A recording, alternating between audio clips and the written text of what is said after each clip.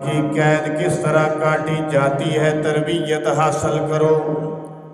بھوکے پیاسے رہ کر قرآن کس طرح پڑھا جاتا ہے تربیت حاصل کر لو، اور بھوکے پیاسے رہ کر عبادت کس طرح کی جاتی ہے تربیت حاصل کر لو۔ بھوکے پیاسے رہ کر سجدے کس طرح کیے جاتے ہیں عثمان یونیورسٹی سے تربیت حاصل کر لو۔ شاید تمہیں بھی پیاسا رہ کر قرآن پڑھنا پڑے، شاید تمہیں بھی پیاسا رہ کر میدان کربلا کے اندر سجدے کرنے پڑے، شاید تمہیں بھی پیاسا رہ کر جام شہادت نوش کرنا پڑے۔ آج تربیت لے لو، آج سیکھ لو، عثمان سے ادائیں بھی سیکھ لو، وفائیں بھی سیکھ لو۔ یہ عثمان یونیورسٹی ہے، یہ درسگاہ ہے، یہ مدرسہ ہے، یہ دارالعلوم ہے، یہ دار تربیت ہے۔ یہاں درس توحید دیا جاتا ہے، یہاں درس سخاوت دیا جاتا ہے، یہاں پہ درس شہادت دیا جاتا ہے، یہاں پہ درس عبادت دیا جاتا ہے۔ یہاں پر پیاسوں کو پیاسا رہ کر تلاوت کس طرح کرنی ہے طریقہ سکھایا جاتا ہے۔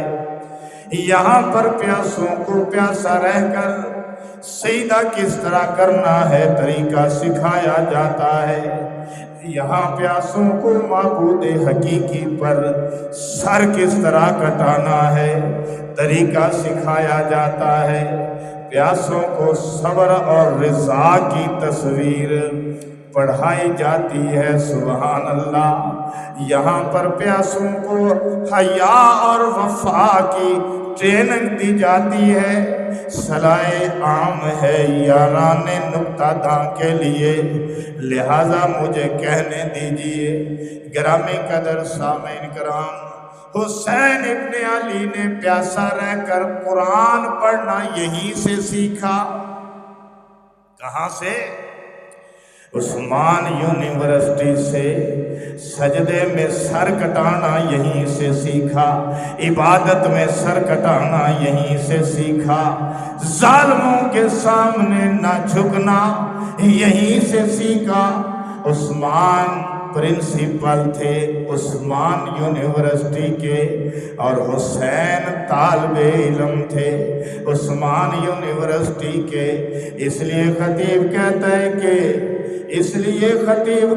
ہے کہ کربلا کے اندر جو کچھ انداز شہادت وفا اور سخا کے مناظر ہمارے سامنے آتے ہیں، ان میں جھلکیاں ہیں اسی عثمان غنی کی، جن کے دروازے پر آج حسنین کریمین کھڑے ہو کر پہرا دے رہے ہیں۔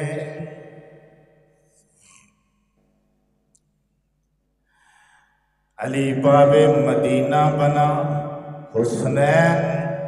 حسنین کریمین باب عثمان کے پہرے دار بن گئے۔